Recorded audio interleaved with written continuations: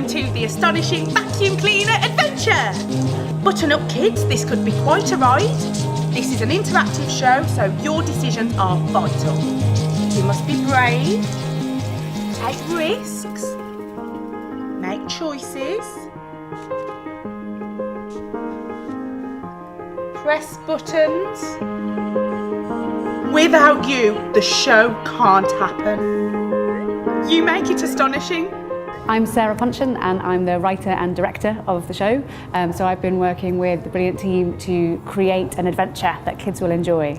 The show was commissioned by Hear Me Roar, which is a feminist arts festival here in Lancaster.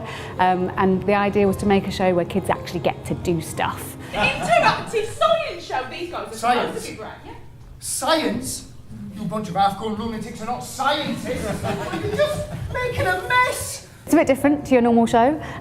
It starts before it starts. We find ourselves in a place which isn't the usual theatre space. In fact, we end up somewhere we're not really supposed to be, and things happen that we weren't expecting to happen, usually, because we're slightly in the audience's hands as well.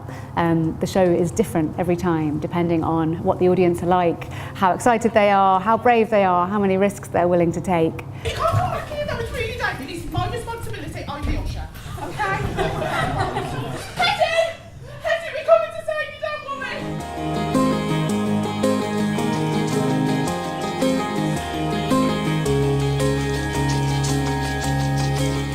It's all really good.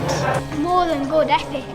My favourite bit was when Henry Hoover was on. Hetty got stuck in the Hoover. They involved us in it. We could do stuff in the show. Like sometimes in shows, you're just supposed to watch it. You're supposed to just. That's what I thought. That's what I thought it was going to be. But I think those shows are better when they involve you. I know, because you can do stuff actually in the show. I didn't like it. I loved it.